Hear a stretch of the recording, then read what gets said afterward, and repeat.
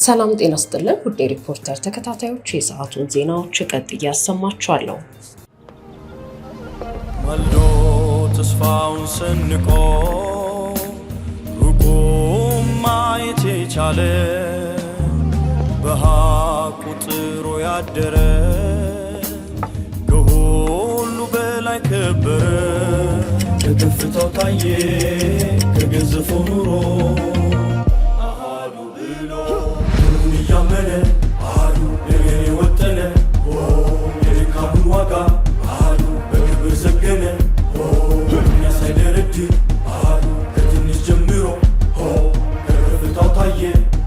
ስኬት ሁሉ አሃዱ ብለን ከጀመርንበት ይነሳል።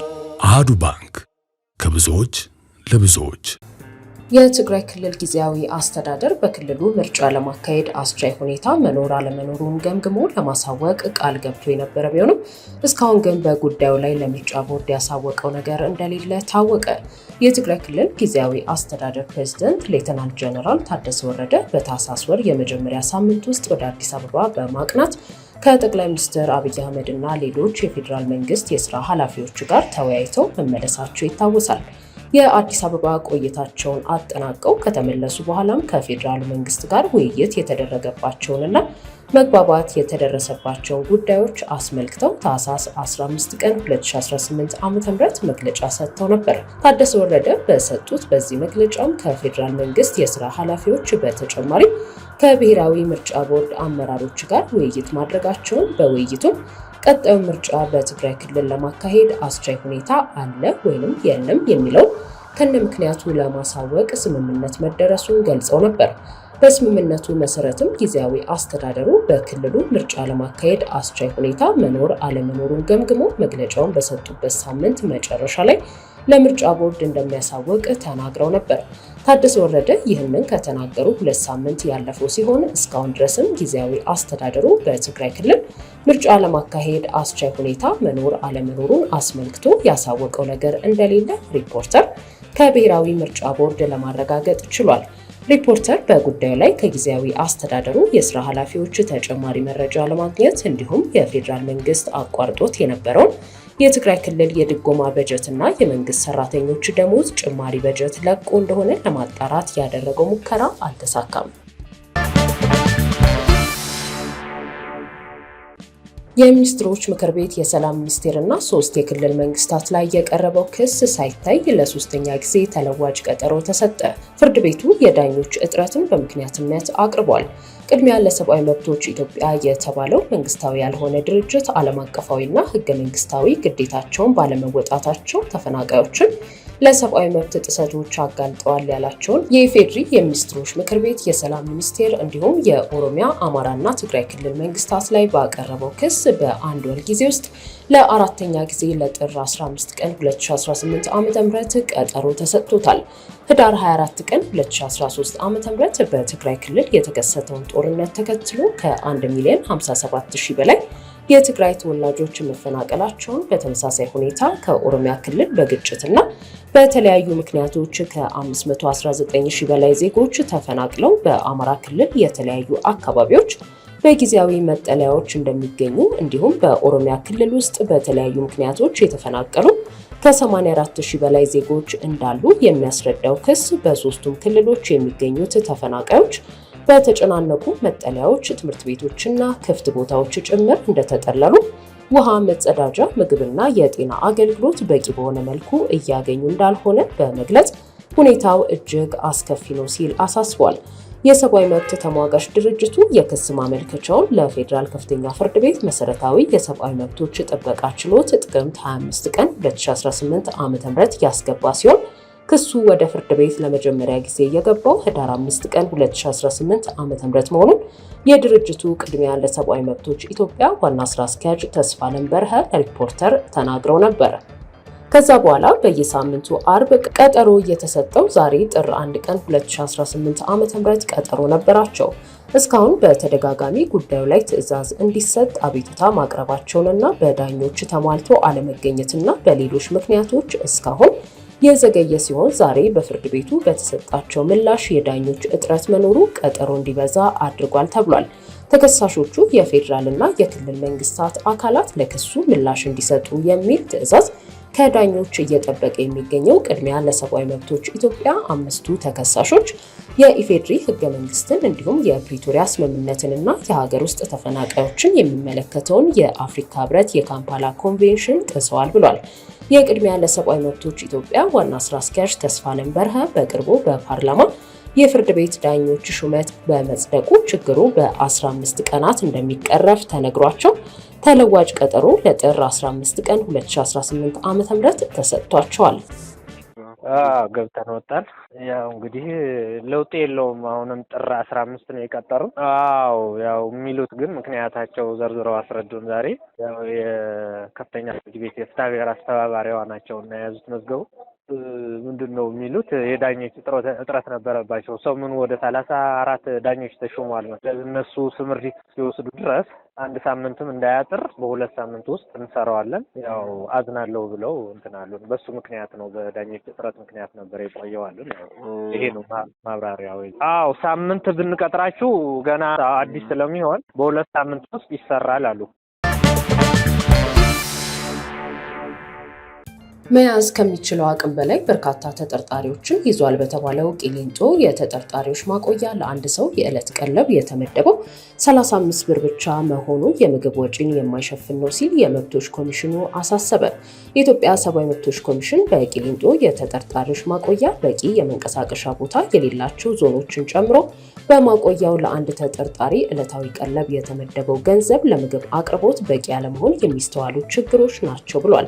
ኢሰመኮ ከፍተኛ የስራ ኃላፊዎች ታህሳስ 11 ቀን 2018 ዓ.ም በፌዴራል ማረሚያ ቤት ኮሚሽን ስር የቂሊንጦ የጊዜ ቀጠሮ ማረፊያ ማዕከል የሚባለውን የተጠርጣሪዎች ማቆያ በጎበኙበት ወቅት በማዕከሉ የተጠርጣሪዎች የሰብአዊ መብቶች አያያዝን አስመልክቶ መልካም ለውጦችና ትኩረት የሚሹ ጉዳዮች ላይ ምልከታ ተደርጎ ከተጠርጣሪዎች ተወካዮች ከማዕከሉና ከፌዴራል ማረሚያ ቤት ኮሚሽን የስራ ኃላፊዎች ጋር ውይይት ተደርጓል ሲል ኮሚሽኑ አስታውቋል። ተጠርጣሪዎች በማዕከሉ ስለሚኖራቸው ቆይታና ስለሚያገኟቸው አገልግሎቶች በቂ ማብራሪያ የሚሰጣቸው መሆኑ መብቶችና ግዴታዎቻቸውን በጽሁፍ እንዲያገኙ መደረጉ ከበጎ አድራጎት ድርጅቶች ጋር በመተባበር ነፃ የህግ ድጋፍ አገልግሎት እንዲያገኙ መደረጉ ለሃይማኖት ነፃነት ምቹ ሁኔታ መፈጠሩ በማዕከሉ መሰረታዊ ፍጆታዎችን በግዢ ማግኘት የሚቻልበት አማራጭ መቅረቡና ለመጠጥና ንጽህና መጠበቂያ የሚሆን በቂ የውሃ አቅርቦት መኖሩ ኢሰመኮ የማዕከሉ አበረታች ስራዎች መሆናቸውን ገልጿል።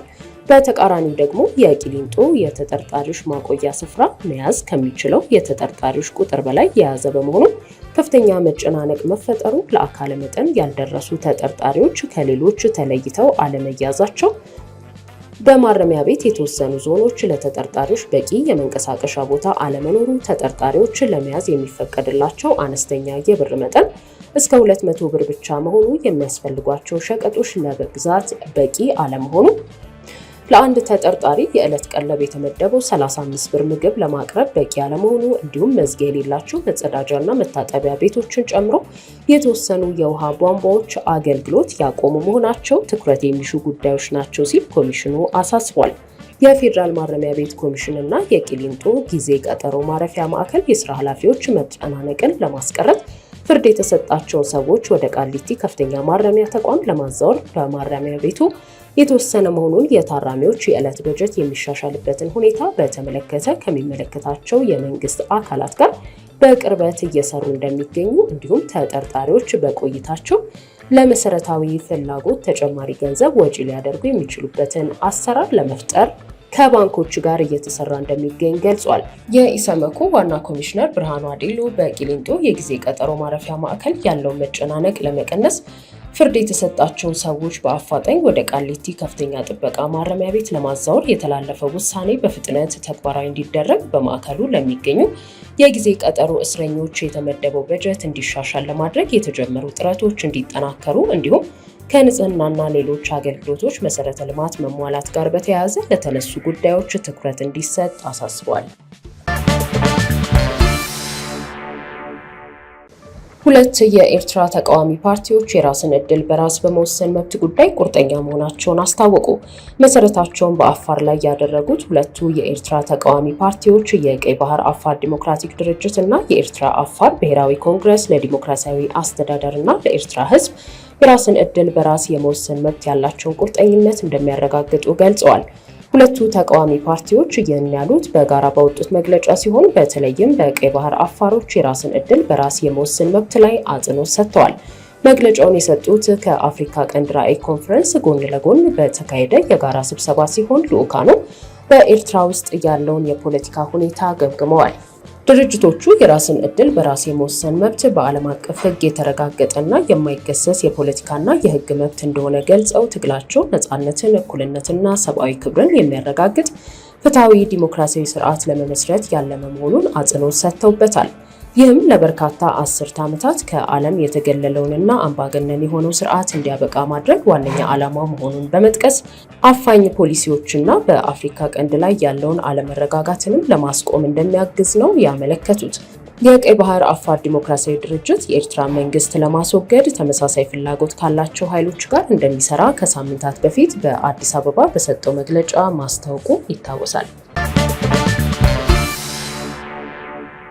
ከህዳር 22 እስከ ጥር 21 ቀን 2018 ዓ.ም ድረስ ከአቢሲኒያ ባንክ ጋር ይጀምሩ፣ ያድሱ እና ይደጉ የተሰኘ የሽልማት መርሃ ግብር ዛሬም ለክቡራን ደንበኞቹ አዘጋጅቷል። ከእርሶ የሚጠበቀው የባንካችን ቤተሰብ መሆን አስደሳች ሽልማቶችን ማግኘት ያስችሎታል። አቢሲኒያ የሁሉም ምርጫ።